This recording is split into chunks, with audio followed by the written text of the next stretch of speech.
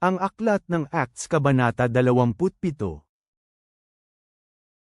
Nang mapagpasyahan na maglayag kami papunta sa Italia, ibinigay nila si Pablo at iba pang mga bilanggo sa isang senturyon na nagngangalang Julio, na nasa hukbo ni Augusto. Sumakay kami sa isang barko galing Edremisio, na malapit ng maglayag na sa mga dalampasigan ng Asia. Kaya naglayag kami. Sumama sa amin si Aristarca mula sa Tesalonica ng Macedonia. Nang sumunod na araw dumaong kami sa lungsod ng Sidon, kung saan pinakitunguhan ng mabuti ni Julio si Pablo at pinayagan siyang pumunta sa kanyang mga kaibigan upang matanggap ang kanyang mga kailangan.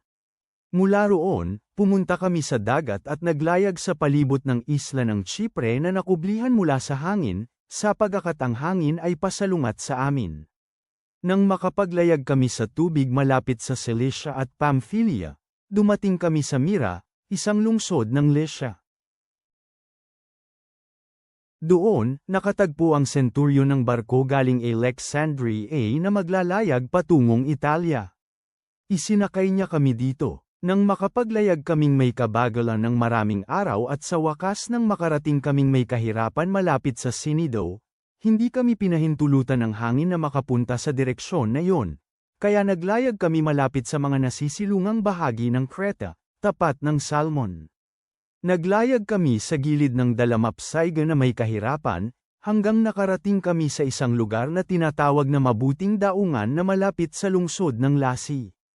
Maraming panahon na ang lumipas sa amin, ang panahon ng pag-aayuno ng mga Hudyo ay lumipas na rin at naging mapanganib na ang maglayag. Kaya binalaan sila ni Pablo, at sinabi, mga kalalakihan, nakikita kong ang paglalayag na ating gagawin ay maaaring may masaktan at maraming pagkawala, hindi lang ng ating mga kargamento at ng barko, ngunit pati na rin ng ating mga buhay. Ngunit ang senturyon ay mas nagbigay ng pansin sa pinuno at sa may-ari ng barko, kaysa sa mga bagay na sinabi ni Pablo. Sapagkat hindi madaling tumigil sa daungan sa taglamig, karamihan sa mga mandaragat ay nagpapayong maglayag mula roon, kahit sa anumang paraan ay makaya naming abutin ang lungsod ng Phoenix, upang magpalipas doon ng taglamig. Ang Phoenix ay isang daungan sa Creta, at ito ay nakaharap sa Hilagang Silangan at Timog Silangan. Nang magsimula ng umihip ng banayad ang hangin mula sa timog, naisip ng mga mandaragat na ang kanilang kailangan ay nasa kanila na. Kaya't isinampa nila ang angkla at naglayag sa gilid ng Creta, malapit sa dalampasigan. Subalit pagkatapos ng maikling panahon ay may napakalakas na hangin, na tinatawag na ang Hilagang Silangan, na nagsimulang tumama sa amin patawid sa kabilang isla. Nang matangay ng hangin ang barko at hindi kayang harapin ang hangin, hindi na namin kinaya at nagpatangay na lang dito. Pumunta kami sa tabi ng kabling bahagi ng maliliit na isla na tinatawag na Coda, at kahit nahirapan kami nagawa naming iakyat ang bangka sa barko. Nang may taas nila ito, gumamit sila ng mga lubid upang atali ang barko. Natakot sila na masadsad kami sa mga pulong buhangin ng Syrtes, kaya ibinaba nila ang angkla sa dagat at hinayaang tanggayan kami.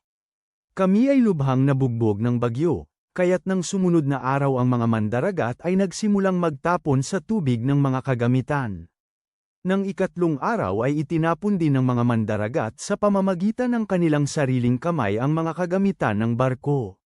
Nang ang araw at mga bituin ay hindi na nagliwanag sa amin ng maraming mga araw, at patuloy ang paghagupit sa amin ng malakas na bagyo, anumang pag-asa na maliligtas kami ay nawala. Nang matagal nang ubos ang kanilang pagkain, tumayo si Pablo sa harapan ng mga mandaragat at nagsabing, mga kalalakihan, nakinig sana kayo sa akin, at hindi naglayag mula sa Creta, at hindi kayo nagtamo ng pinsala at nawalan. At ngayon hinihimok ko kayo na magkaroon kayo ng lakas ng loob, upang walang mawala ng buhay sa inyo, ngunit pagkawala ng barko lamang. Dahil kagabi may isang anghel ng Diyos na nagmamay-ari sa akin na aking sinasamba, tumayo ang kanyang anghel sa aking tabi at sinabing, huwag kang matakot, Pablo. Kinakailangan kang tumayo sa harapan ni Cesar, at makita na ang Diyos sa kanyang kabutihan ay ibinigay na sa iyo ang lahat na naglalayag kasama mo. Kaya nga, mga kalalakihan, lakasan ninyo ang inyong loob, sapagkat nagtititawala ako sa Diyos, na mangyayari ito tulad ng pagkasabi sa akin. Ngunit kinakailangan na mapadpad tayo sa ilang isla.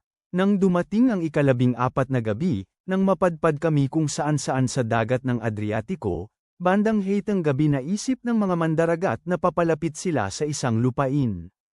Sinukat nila ang kalaliman ng dagat, at nalaman na may 2 pangdipa ang lalim. Pagkatapos ng ilang sandali, sumukat sila ng mas marami at nalaman nila na 15 dipa ang lalim. Natakot sila na baka kami ay sumadsad sa mga bato, kaya ibinaba nila ang 4 na angkla mula sa likuran ng barko at nanalangin na dumating na ang umaga. Naghahanap ang mga mandaragat ng paraan upang iwanan ang barko at ibinaba sa dagat ang bangka mula sa barko, at nagpanggap na itatapon lang nila pababa ang mga angkla mula sa unahan ng barko. Ngunit sinabi ni Pablo sa senturyon at sa mga kawal, maliban na manatili ang mga lalaking ito sa barko, hindi kayo maliligtas. Kaya pinutol ng mga kawal ang mga lubad ng bangka at hinayaang mapaanod ito palayo. Nang mag-uumaga na, pinakiusapan silang lahat ni Pablo na kumain. Sinabi niya, ngayon ang 14 na araw na naghintay kayo at hindi kumain, wala kayong kinain na anuman. Kaya nakikiusap ako na kumain kayo, sapagkat para ito sa inyong kaligtasan, at wala kahit isa mang buhok ng inyong mga ulo ang mawawala. Nang sinabi niya ito, kumuha siya ng tinapay at nagpasalamat sa Diyos sa paningin ng bawat isa. Pagkatapos pinutol niya ang tinapay at nagsimulang kumain.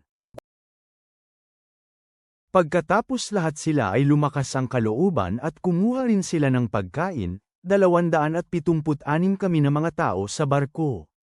Nang makakain na sila ng sapat, itinapon nila ang mga trigo sa dagat upang gamaan ang barko. Nang umaga na, hindi nila nakilala ang lupain, ngunit nakakita sila ng dalampasigan, at pinag-usapan nila kung ay dadaan ang barko sa lugar na iyon. Kaya pinutol nila ang tali ng mga angkla at iniwan nila ang mga ito sa dagat.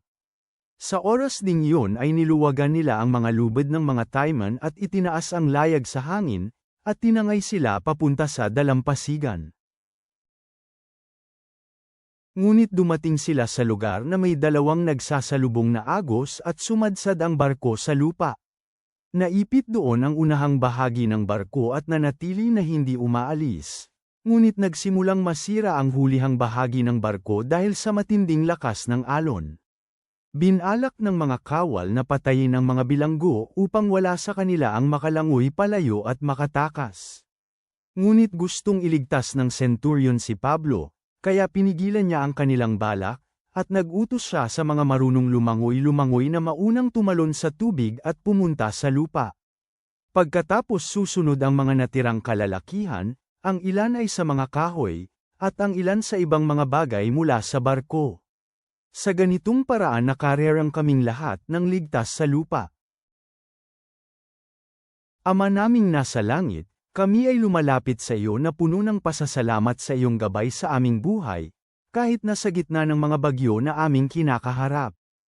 Tulad ni Pablo na nanatiling matatag sa pananampalataya sa gitna ng maalon na dagat, tulungan mo kaming magtiwala sa iyong mga pangako sa panahon ng aming mga pagsubok. Naway makatagpo kami ng lakas sa iyong presensya at tapang upang ibahagi ang pag-asa na nasa iyo sa iba. Hayaan mong manaig ang iyong kapayapaan sa amin, Panginoon. Amen.